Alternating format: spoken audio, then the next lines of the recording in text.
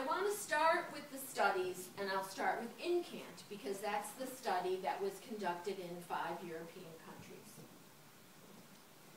I'm going to review those results. And as you know, this was a randomized control trial held in Belgium, France, Germany, the Netherlands, and Switzerland.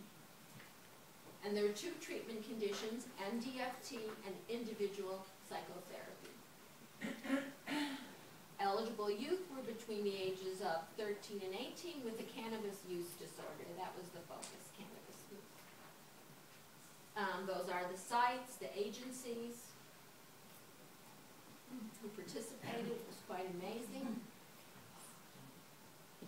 The sample, there were 450 teens. That's a lot. Mostly male, average age 16, most lived with their family, and I'm not going to go through it all. And when we first did this, Case Moses here, he was part of that first group, we didn't know if this would work. And actually, we started with the supervisors, one from each of the 5 countries, and they were trained in MDFT. And we all expected that as they got to learn the model and apply it in their countries, that we would all work together as a team and adapt it and change it to meet the differing needs of the countries. And much to our surprise, we found we really didn't need to do that. It was quite amazing. I was kind of disappointed because I was looking forward to that intellectual challenge, but it didn't happen, and then it worked in the pilot, and we went forward in the main study. I'll present some results. Here's treatment dosage, so amount of treatment, hours of treatment, and you can see the children in MDFT in every country got significantly more treatment in the MDFT than in the individual therapy. If you look at outcomes, let's look at cannabis dependence diagnosis. This is across countries.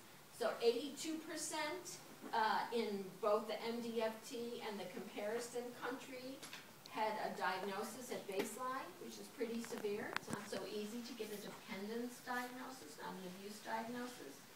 But then 12 months later, we see a difference with 59% of the treatment as an individual therapy still having a diagnosis. So still there was a decline, which is great. Again, treatment is good. Good treatment works. And lower, significantly lower for MDFT, with only 43% having a diagnosis. So that's impressive. Oops. Then there was an analysis done. This is by dividing the group into high severity and low severity. And you see this is the low severity group, and there's not so much difference between MDFT and the individual therapy, right? They both go down and, you know, kind of go up a little bit, but stay down. There's just not much difference.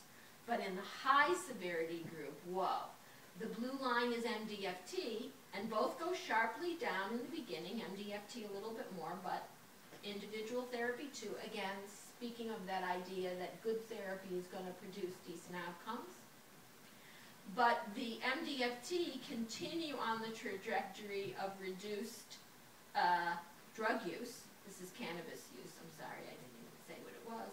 Where the treatment as usual, the decline is less steep. So suggesting, as some of our other studies have too, that MDFT is particularly effective or particularly distinguish itself in compared to other excellent treatments with the high severity and the long term. So what are the outcomes? Well, across and within sites, the family-based MDFT retain cases better. The results suggest that MDFT remitted cannabis dependence more effectively than individual therapy, and that it decreased frequency of substance use more than individual therapy in more severe substance users, finding similar to a paper by Henderson et al. Let's look at another study. This was done in the U.S., multidimensional family therapy versus group, and multifamily education, multifamily groups. So there were 3 conditions. You were randomized to MDFT, a peer group therapy, or a family group. 182 adolescents, sample characteristics, this is U.S., average age 16, mostly male, 51% white, non-Hispanic, 48% from single-parent homes, 61% involved in the juvenile justice system. To just look at substance abuse outcomes, you can see the red is the beginning of treatment, the blue is at the end of treatment, 6 months after treatment, and 12 months after treatment. And you can see MDFT, a sharp decline that maintains itself. Where the other groups, not as sharp a decline, and same thing here. Doesn't really, group goes down a little bit over time in this study, which was interesting, where the multifamily kind of keeps its steady pace. So again, sharp decline maintained more than the others. And there are we've got other outcomes on that study I'm just highlighting. Then we took MDFT to an adolescent day treatment program. There's a day treatment program in Miami where kids would go all day. They wouldn't sleep there, but they'd go from 8 in the morning until 5 in the evening, and they would have school and treatment and so on. And the woman who ran that program wasn't really happy with her outcomes. She thought that they could do better, so she said, why don't you guys come and train us in MDFT, which we did, and then we did a study on that. Mostly male again. This ethnicity is a little different, 76% Hispanic. It's Miami. Miami's a very Latin city. Average age 15, and mostly comorbid, depression, and ADHD and conduct disorder, of course.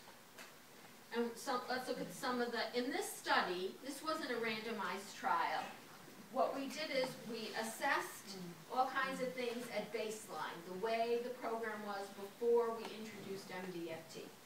That's called baseline. Then we have the implementation phase. That's when the MDFT trainers and supervisors were in there training and supervising, bringing MDFT. And then we have the durability phase, when we, the trainers and supervisors, moved out and the program was on their own doing MDFT.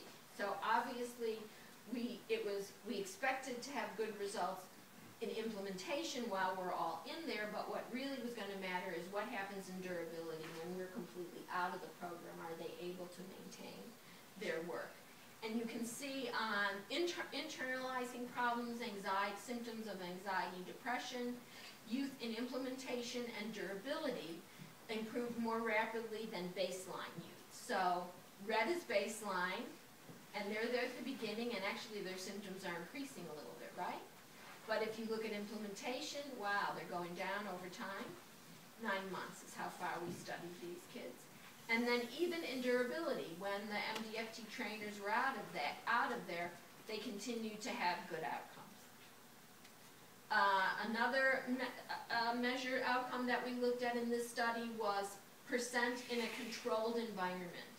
Because one of the concerns of the program director is if kids wouldn't do well in their day treatment program, then they would put in a out-of-home placement, right? Some kind of residential or juvenile justice, whatever, which, is not the greatest.